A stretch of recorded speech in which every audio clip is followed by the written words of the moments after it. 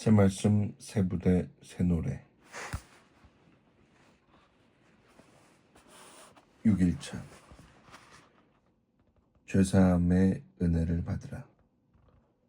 마태복음 9장 1절로 8절 말씀. 아버지 하나님, 저희 죄를 사해 주시옵소서. 죄사함의 권세가 무엇인지 말씀해 주시옵소서. 예수님의 이름으로 기도하옵나이다. 아멘. 남편이 사업부도로 감옥에 들어간 임 집사님의 사연을 앞에서 말씀드렸습니다. 보통 부도가 나도 상대방이 고소를 안 하면 감옥에는 안 갑니다.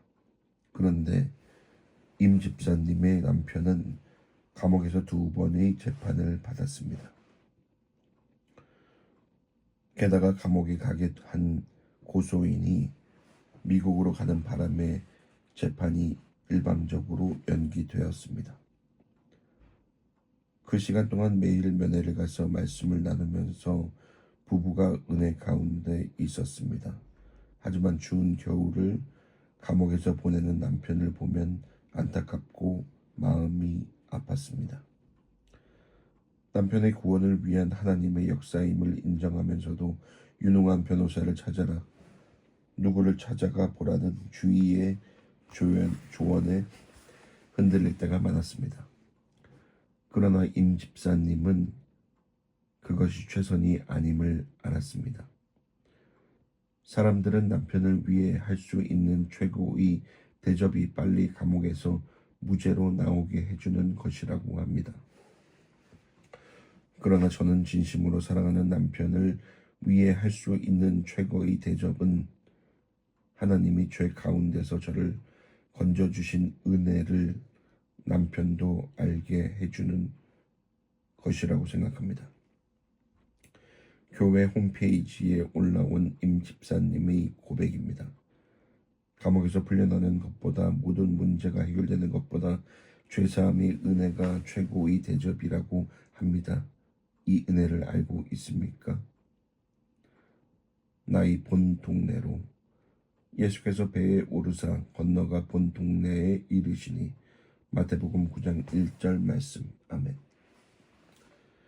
연대 변론은 가다라 사건 이후에 9장에 나오는 사건이 일어나는 것이 아닙니다. 그래도 마태가 이 순서로 기록했으니 성령님의 순서를 따라 읽어보려고 합니다. 예수님이 귀신 들린 자 둘을 고치신 가다라에서 사람들은 예수님께 떠나달라고 간구했습니다. 가다라 지방의 사람들은 예수님을 신뢰하지 않았습니다. 거룩한 것을 개에게 주지 말라고 말씀하셨기 때문에 예수님은 가다라를 떠나서 본 동네에 이르셨습니다. 본 동네는 가버나움을 말하는데 예수님 자신의 성읍이라는 뜻입니다.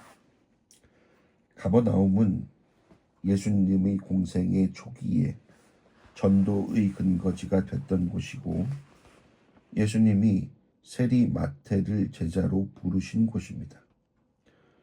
예수님은 이곳에서 백부장의 하인의 병을 고치시고 베드로의 장모를 고치시고 더러운 귀신이 들린 자를 고치시고 많은 귀신 들린 사람들과 병자를 고치셨습니다. 예수님의 본 동네 가버나움, 우리의 본 동네는 이런저런 사건들이 끊임없이 일어나는 곳입니다. 내가 큐티를 하고 전도와 양육을 하며 다른 사람을 살리고 있어도 나의 본 동네인 가정에서는 숨 쉴 틈 없이 힘든 일이 일어납니다. 남들은 내가 전하는 복음을 듣고 영접하는데 집에서는 여전히 남편이 교회 가는 것을 핍박하고 자녀가 가출을 합니다. 그럼에도 기쁠 때나 슬플 때나 내가 가야 할 곳은 나의 본 동네입니다. 고무줄이 늘어났다가 제자리로 돌아가듯 많은 사람이 내게 은혜를 받고 좋아해도 내가 돌아가야 할 본 동네, 나의 사명이 있는 본 동네가 있습니다. 예수님처럼 병든 자를 고치고 귀신을 쫓으며 엄청난 사역을 해도 생색내지 말고 전도의 중심지인 본 동네로 가야 합니다. 침상에 누운 중풍병자를 사람들이 데리고 오거늘 예수께서 저희의 믿음을 보시고 중풍병자에게 이르시되 소자야 안심하라 내 죄사함을 받았느니라. 마태복음 9장 2절 말씀. 아멘. 고단한 사역 중에 본 동네로 돌아가 보니 침상에 누운 중풍병자가 기다리고 있습니다. 중풍병자는 무기력한 사람입니다. 분명히 목숨도 의식도 살아있지만 자기 힘으로는 움직일 수 없었습니다. 살았으나 말도 못하고 밥도 못 먹고 대소변도 다른 사람의 도움을 받아 처리합니다. 아무것도 할 수 없이 무기력해져서 사회적으로는 죽은 사람입니다. 남에게도 불편을 끼칩니다. 임 집사님의 남편도 감옥 안에서 사회적으로 무기력한 자가 됐습니다. 좋은 학벌과 능력을 가졌지만 그 능력을 쓸 수 없는 중풍병자 같은 처지입니다. 그러나 그 모습 그대로 주님께 데리고 갔더니 주님이 안심하라고 하십니다. 임 집사님은 남편에게 외도 문제가 있었어도 이제 감옥에 갇힌 몸이 됐어도 날마다 말씀을 나눔으로써 주님께 데리고 왔습니다. 예배에도 참석할 수 없는 처지지만 기도와 큐티와 섬김으로 주님께 데리고 왔습니다. 그랬더니 주님이 안심하라고 하시고 죄사함을 받았다고 말씀하십니다. 감옥에서 풀려나는 것보다 죄사함의 은혜를 알게 하는 것이 남편을 위한 최고의 대접이라고 했던 집사님의 고백처럼 주님은 아무것도 할 수 없는 중풍병자에게 죄사함의 은혜를 베푸십니다.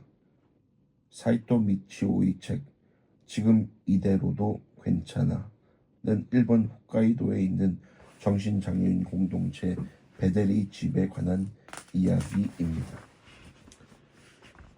대부분 정신장애는 가혹한 생활 환경에서 필사적으로 살아온 사람 또는 자신에게 엄격한 사람이 인간관계에서 고통을 겪을 때 찾아온다고 합니다. 그런데 베델의 집에는 한 가지 색다른 원칙이 있습니다. 무리하지 않아도 된다. 병을 고쳐야 한다는 생각으로 초조해 하지 않아도 된다. 그대로 있어도 된다는 것입니다. 그것은 정신장애라는 무거운 사실을 마주한 채 살아가는 삶입니다. 그 모습 그대로 살아가는 의미를 계속 물으며 사람들 앞에 나아가 충돌과 만남을 거듭하는 것이 베델의 집이 제안하는 생활 방식입니다.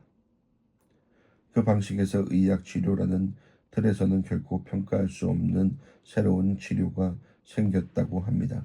병 때문에 사회에서 내몰리고 관계에서 소외된 발병한 지 30-40년이 된 베테랑 정신병 환자들이 약함을 유대로 공동체를 이뤘습니다. 서로의 약함을 드러내고 서로 인정해 주면서 살아가니 영혼의 평안을 얻는 힘이 생겼다는 것입니다. 베테랑 정신장애인들이 정직하게 자신을 마주하도록 한 힘은 사람이 태어날 때부터 갖고 있는 고민하는 힘이라고 합니다. 그동안 보호나 보살핌의 이름 아래 고생에 직면하는 자유와 고민하는 힘을 빼앗겨 온 그들에게 그 힘을 되찾아졌을 때 치료를 넘어선 평안을 누릴 수 있었습니다. 베델의 집을 찾아가는 일반인들이 자신을 있는 모습 그대로 드러내는 그들을 보면서 가면을 쓰고 사는 우스꽝스러운 자신을 보게 된다고 합니다. 사회에서 내몰리고 인간관계에서 소외된 베델의 집 사람들, 그들과 다를 바 없는 모습이 나의 본 동네 우리 가정에 있습니다. 무기력한 배우자와 무기력한 자녀가 중풍병자처럼 하루 종일 침상에 누워 있습니다. 육체는 살았으나 영적으로는 죽은 자가 되어 죄 앞에서 무기력하게 무너지는 나도 중풍병자입니다. 그것을 인정하십시오. 무기력한 가족과 무기력한 나 자신을 있는 그대로 인정하십시오. 그 모습 그대로 주님께 데리고 오십시오. 내 모습 이대로 받으시옵소서. 날 위해 돌아가신 주님, 날 받으시옵소서 하고 주님께 데리고 오면 주님이 안심하라고 하십니다. 구원을 위해 가야 할 나의 본 동네는 어디입니까? 나의 본 동네인 가정과 돈과 출세를 쫓다가 무기력해진 배우자가 누워 있습니까? 인생을 포기한 듯 침상에 누워만 있는 자녀가 있습니까? 그들을 주님께 데려오기 위해 그 모습 그대로를 인정합니까? 무기력한 내 가족을 부끄러워하면서 형편이 좋아지면 아이가 정신을 차리면 교회에 오게 한다고 구원을 주고 있습니까? 죄사함을 누리는 공동체. 침상에 누운 중풍병자를 사람들이 데리고 오거늘 예수께서 저희 믿음을 보시고 중풍병자에게 이르시되 소자야 안심하라 내 죄 사함을 받았느니라. 마태복음 9장 2절 말씀. 아멘. 예수님이 저희의 믿음, 친구들의 믿음을 보고 감탄하십니다. 원어를 보면 믿음을 보라는 감탄사가 기록되어 있습니다. 중풍에 걸려 몸을 가누지 못하는 사람을 예수님께 데리고 오는 것은 믿음이 없이는 불가능한 일입니다. 때로 인간의 사랑도 인간이 일을 정결하게 합니다. 사랑해서 하는 일은 힘들어도 기쁨으로 하게 됩니다. 사랑해서 하는 일은 대충 하는 법도 없고 시간이 늦는 법도 없습니다.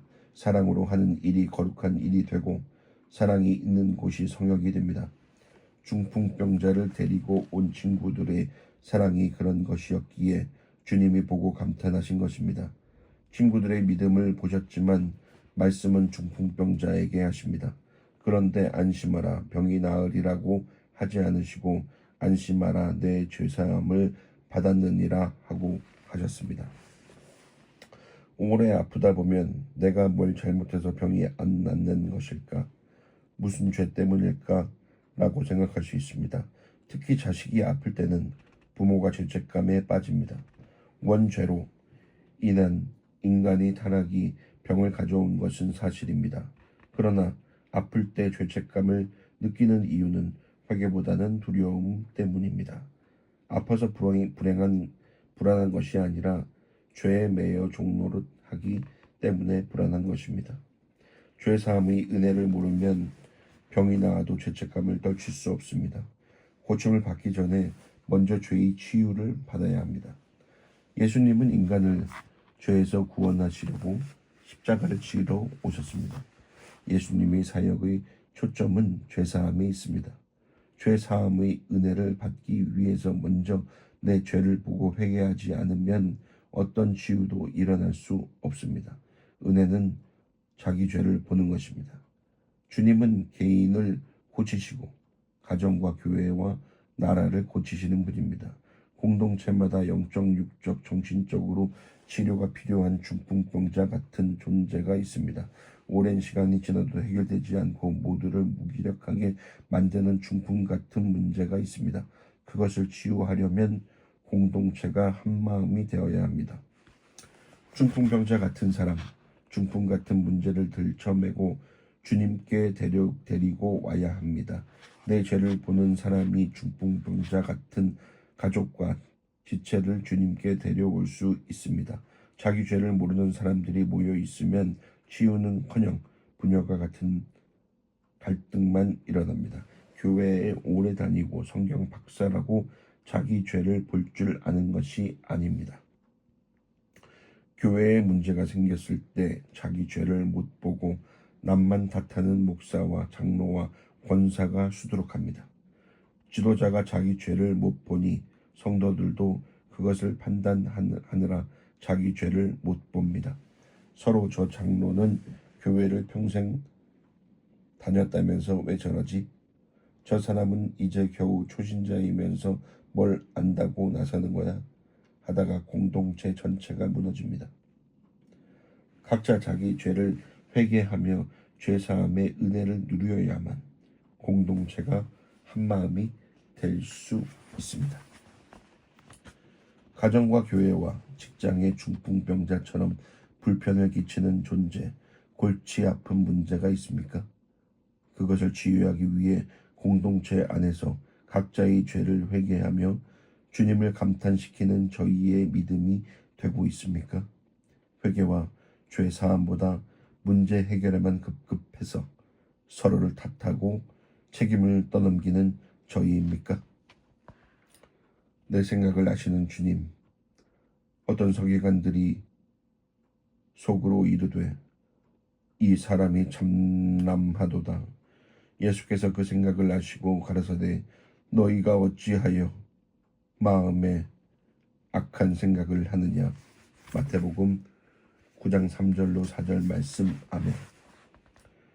죄사함을 경험하지 못한 서기관들은 죄 이야기만 하면 발끈합니다. 참남하다는 분수에 맞지 않게 지나치다는 뜻입니다. 서기관들은 예수님이 하나님을 모독한다고 생각합니다. 예수님의 겉모습이 자신들에 비해 너무 형편없기 때문입니다.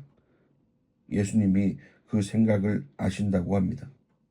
드러내지 않아도 내 생각을 아시는 주님입니다. 사람의 생각을 모두 아시는 주님입니다.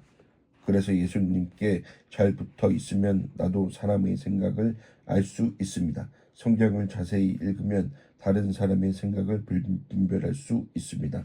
임 집사님이 감옥에 갇힌 남편을 날마다 주님께 데려오며 말씀을 전했더니 남편도 죄를 회개하고 하나님을 찾았습니다. 재판이 지연되면서 초조해야 하고 감정의 기복도 있었습니다. 하지만 이제 남편이 감옥에서 말씀을 전하기 시작했습니다. 같은 방에 수감된 한 명을 집중적으로 전도하면서 임 집사님에게 기도를 부탁했습니다. 그러다 말씀을 전한 사람에게 인간적인 연민이 생겼습니다. 그 사람의 사정이 너무 딱하다면서 아내에게 2,500만 원만 있으면 나갈 수 있으니 돈을 구해 오라고 했습니다. 그 돈만 구하면 확실히 교회에 나갈 거라고 전도를 위해 2,500만 원을 구해 오라는 것입니다. 남편의 입장에서는 그것이 착한 일입니다. 선한 생각입니다. 자기도 부도를 내고 감옥에 갇혀 있으면서 빛을 내서라도 도와주는 것이 전도라고 생각합니다. 그래서 좀 더 기도하고 말씀의 인도를 받자는 아내의 권유를 받아들이지 못했습니다. 급기야는 당장 돈을 빌려서 가져오라고 호통을 쳤습니다. 우리라면 어떻게 해야 할까요? 이제 겨우 남편이 하나님을 믿고 돌아왔습니다. 감옥 생활이라는 엄청난 대가를 치르면서 말씀을 듣고 있으니 남편이 말을 들어주는 것이 옳은 것일까요? 남편의 생각이 선한 생각일까요? 옳든 그르든 임 집사님의 형편으로 2,500만 원이 돈을 마련할 수는 없습니다. 부도 내고 감옥에 간 처지에 누구에게 빚을 낼 수도 없습니다. 목자와 전도자님께 남편의 문제를 의논하고 기도를 부탁한 임 집사님은 다음날 다시 남편을 설득하려고 했습니다. 그랬더니 남편은 화를 내면서 면회 도중에 문을 쾅 닫고 나가버렸습니다. 이대로는 안 되겠다는 생각이 들었습니다. 남편에게 상황을 인식시켜 주려고 하루 이틀 면회를 빠지기로 마음먹었습니다.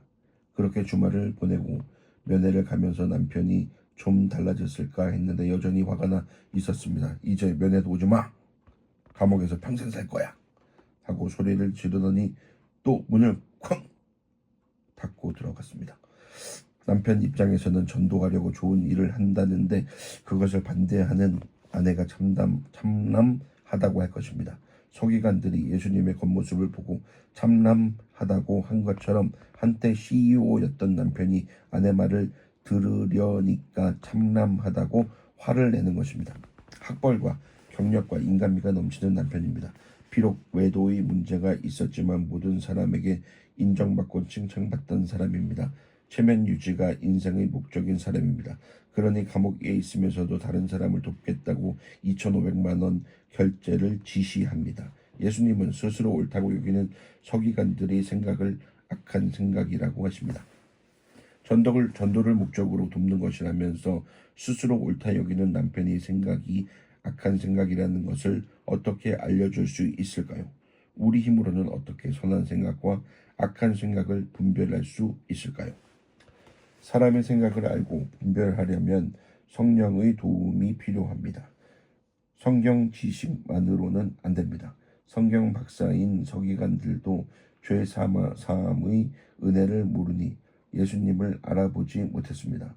믿음의 성숙은 사람을 분별하는 것으로 나타납니다. 어떻게 분별할 수 있습니까? 날마다 성경을 묵상하되 지식으로 하면 안 됩니다. 죄를 깨닫고 죄 사함의 은혜를 누리는 것이 목적이 되어야 합니다. 말씀으로 내 죄를 깨닫고 회개할 때 다른 사람의 생각을 알고 분별하는 지혜가 내 안에 채워지는 것입니다.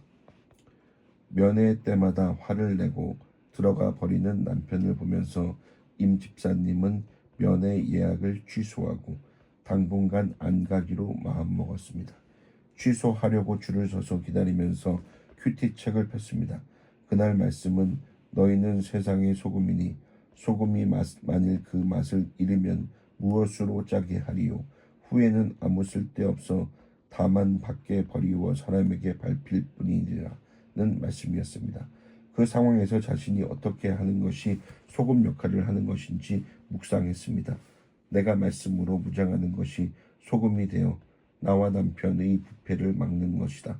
내가 면회를 안 가서 남편이 하루라도 말씀을 못 듣는다면 그것이 남편을 부패시킬 수 있다. 면회를 안 가는 것이 해결이 아니다. 아무리 화를 내도 말씀을 듣게 하는 것이 남편이 부패를 막는 길이다 라는 생각이 들었습니다. 그래서 면회 취소 줄에서 빠져나와 매일 면회를 가겠다고 적용했습니다. 그날 밤 남편이 변호사에게 전화가 왔습니다. 남편이 아내에게 미안해하고 있다고 꼭 면회를 와달라고 했던 것입니다. 면회를 취소했으면 어쩔 뻔했나 하는 생각이 들었습니다. 하나님이 모든 것을 알고 인도하심에 기쁘고 감사했습니다. 다음날 눈이 와서 면회 시간에 1, 2분 늦었습니다. 아내가 안 오는 줄 알고 불안해하던 남편이 얼굴이 길이 막혀서 그랬다는 말에 금세 편안해지더랍니다. 남편은 자기 생각이 앞섰다고 여러 가지로 힘들 텐데 미안하다고 아직까지 하나님의 뜻을 분별하는 것이 힘들다고 했습니다. 화를 내고 방에 들어가면 말씀을 보고 회개한다고 말하더랍니다. 남편이 말해 임 집사님도 당신이 전도하려고 하는 그 사람을 위해 기도하고 있어요. 하지만 하나님의 방법으로 일을 해결해야 해요. 빚을 내서 혈기로 복음을 전하는 것은 방법이 아닌 것 같아요.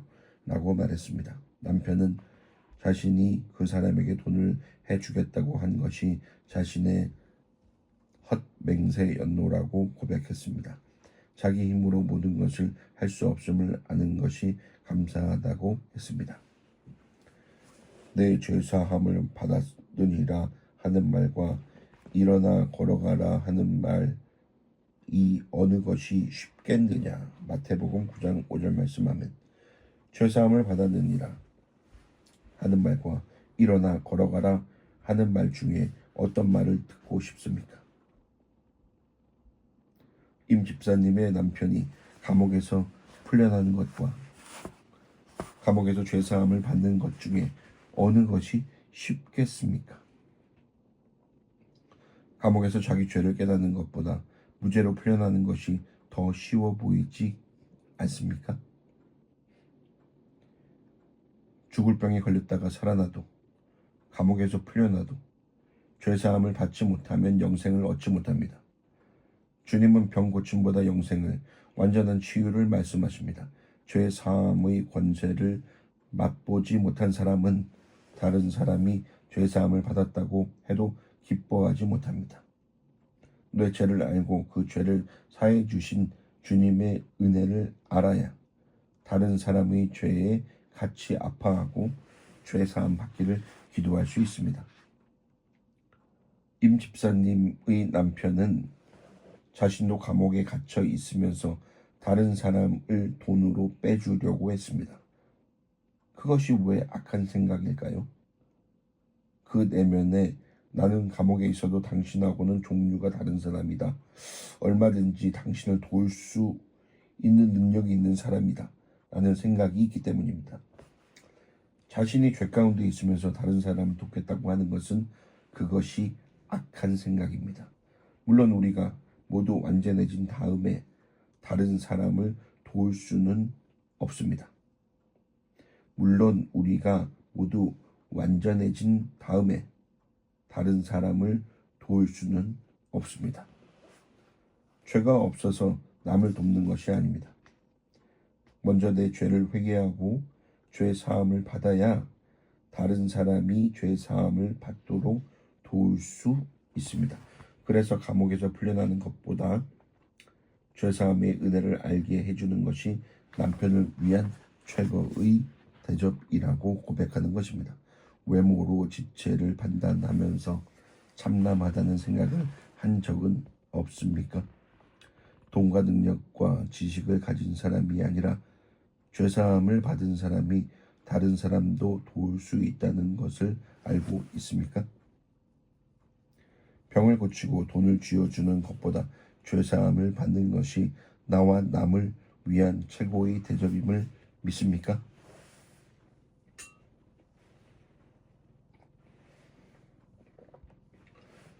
죄사함의 증인이 되라. 그러나 인자가 세상에서 죄를 사하는 권세가 있는 줄을 너희로 알게 하려 하노라 하시고 중풍병자에게 말씀하시되 일어나 내 침상을 가지고 집으로 가라 하시니 그가 일어나 집으로 돌아가거늘 무리가 보고 두려워하며 이런 권세를 사람에게 주신 하나님께 영광을 돌리니라. 마태복음 9장 6절로 8절 말씀. 아멘. 문둥병자에게는 깨끗함을 받으라.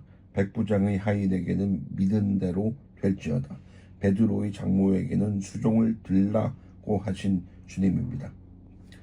그런데 중풍병자에게는 내 죄 사함을 받으라고 하시고 집으로 가라고 하십니다. 중풍이라는 병이 가족을 불편하게 하고 괴롭히는 병이기 때문에 그동안 수고한 가족에게 가라는 것입니다. 죄 사함을 받았으면 이제 사회로 돌아가서 공동체에서 자기 역할을 하라고 하십니다. 그냥 가라고 하지 않으셨습니다. 아파서 누웠던 침상을 가지고 가라고 하십니다. 연약하고 부끄러운 그 침상을 들고 다니면서 내가 이런 죄인이었다고 예수 그리스도로 죄사함을 받았다고 증거하라는 것입니다. 일본의 정신장애인 공동체 베델의 집에서 서로를 있는 모습 그대로 인정하니 놀라운 일이 일어났습니다.